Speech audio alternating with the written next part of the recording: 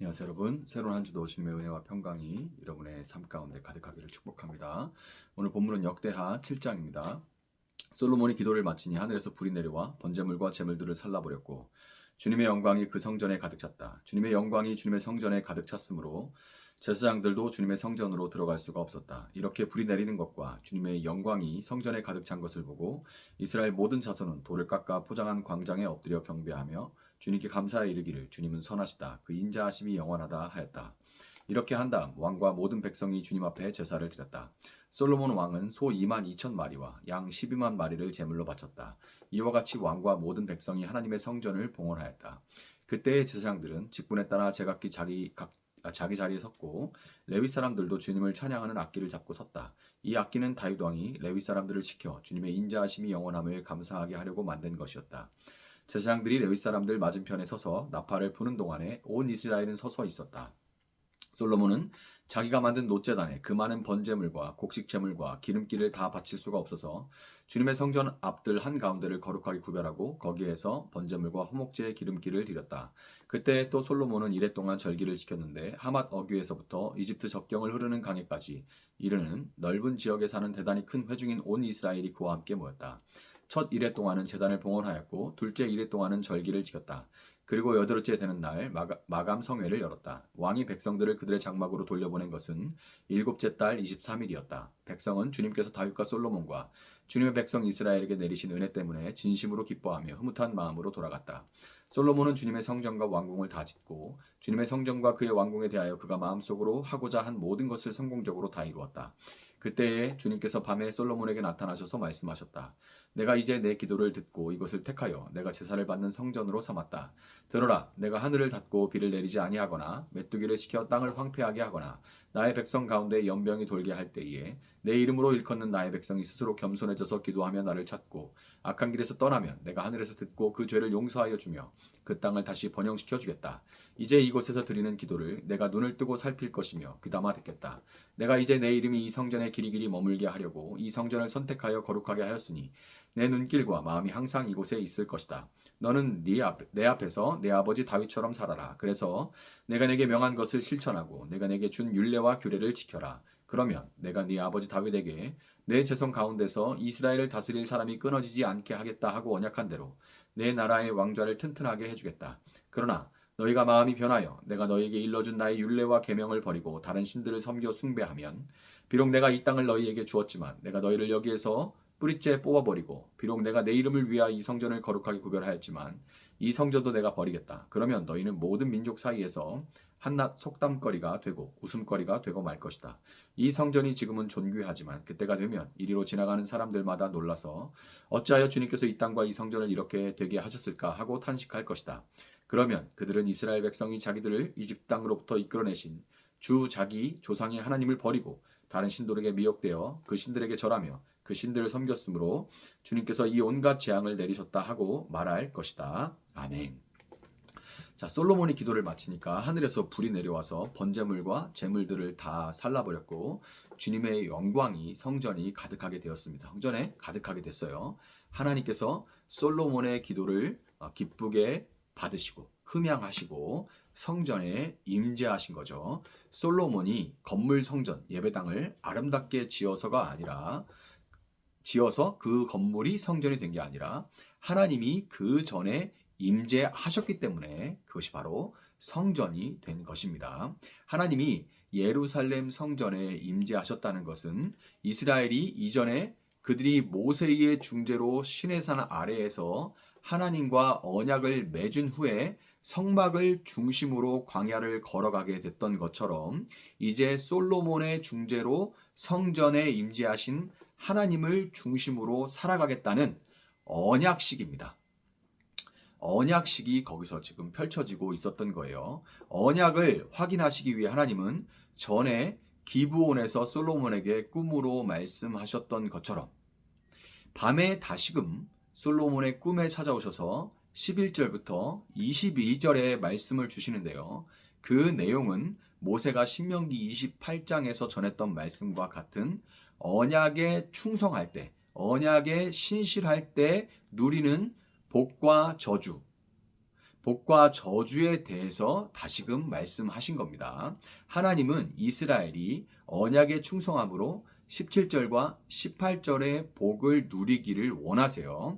너는 내 앞에서 내 아버지 다윗처럼 살아라. 그래서 내가 내게 명한 것을 실천하고 내가 내게 준 율례와 규례를 지켜라. 그러면 내가 내 아버지 다윗에게 내 자손 가운데서 이스라엘을 다스릴 사람이 끊어지지 않게 하겠다 하고 언약한 대로 내 나라의 왕좌를 튼튼하게 해주겠다. 자, 그런데 역대기가 쓰여질 당시 성전은 무너졌고 이스라엘을 다스릴 사람은 끊어져 있었던 그런 상태죠. 나라가 망하고 바벨론의 포로로 끌려갈 때까지만 해도 이스라엘은 하나님이 우리를 택하셨고 우리는 하나님의 택한 백성이고 성전을 그들이 소유하고 있는데 왜 그들에게 이런 일이 일어났는지 이해할 수가 없었습니다. 그들은 신명기에 분명히 기록된 하나님의 말씀을 읽지도 듣지도 않은 채 정말 덮어놓고 믿고 있는 거죠. 읽지도 내가 믿는다는 것을 믿는 거예요. 사실은 무엇을 믿는지도 모르고 그냥 내가 믿으면 된다는 어떤 신념을 나의 신념을 믿고 있는 거죠. 그런 상태가 정말 많습니다. 말씀을 읽지도 듣지도 않은 채 너무너무 멀리 떠나 있었고 그저 성전을 소유하고 제사 행위를 하고 있다는 것에만 자부심을 갖고 있었던 겁니다. 그러다가 19절부터 22절의 경고의 말씀이 그대로 그들에게 임하게 된 거죠.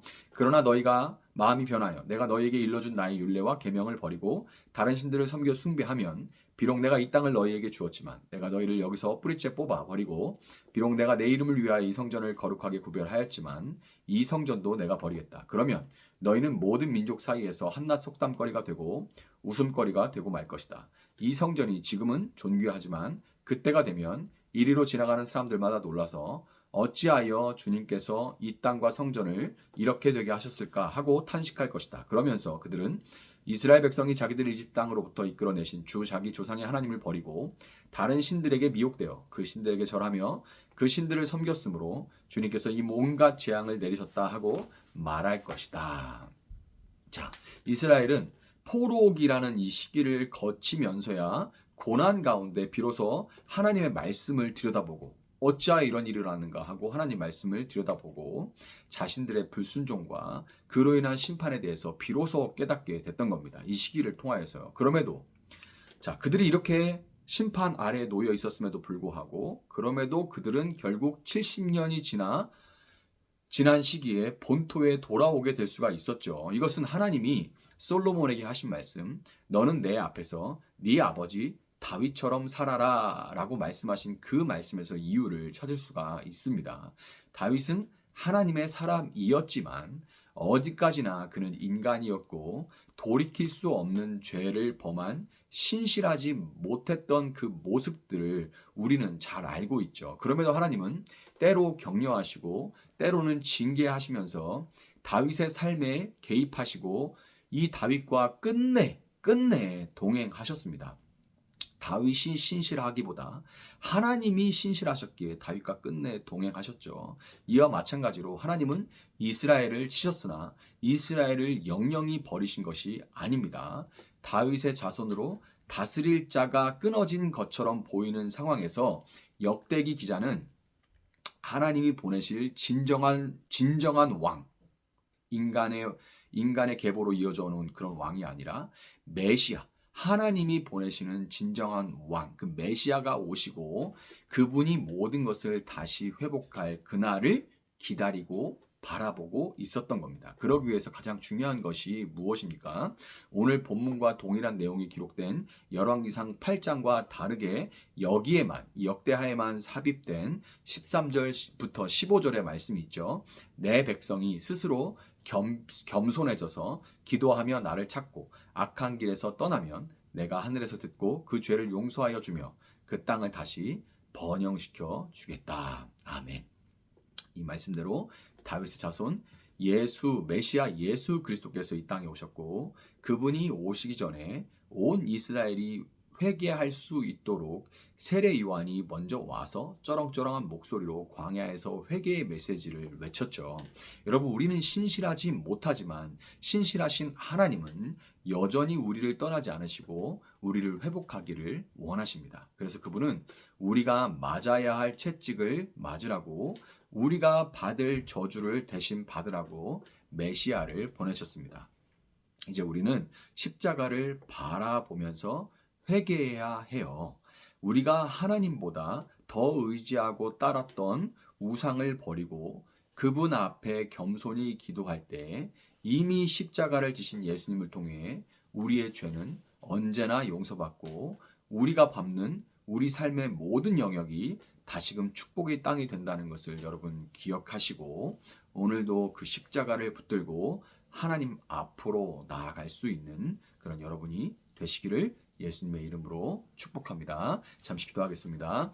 사랑하시는 주님 감사합니다. 오늘도 저희에게 말씀을 주시고 이 말씀으로 이 새날 또 한 주를 살아갈 수 있는 은혜를 허락하여 주시니 감사합니다. 우리는 온전치 못하고 실수하고 넘어지지만 그러나 신실하신 하나님이 우리와 동행하시며 때로 격려하시고 때로 혼내시며 우리가 바른 길로 걸어갈 수 있도록 좁은 길을 끝까지 걸어갈 수 있도록 인도하시고 보호하심을 믿습니다. 주님 그 가운데서 하나님의 선하심을 끝까지 신뢰하게 하시고 역사 가운데 특별히 성취된 이 하나님의 약속과 일하심을 우리가 보며 더욱더 마음 가운데 굳건하게 흔들림 없이 주님께서 인도하시는 그 길을 따라갈 수 있도록 저희들 함께 하시고 특별히 여러 가지 어려운 가운데 혼란스러운 가운데 우리 성도들 한 주를 시작합니다.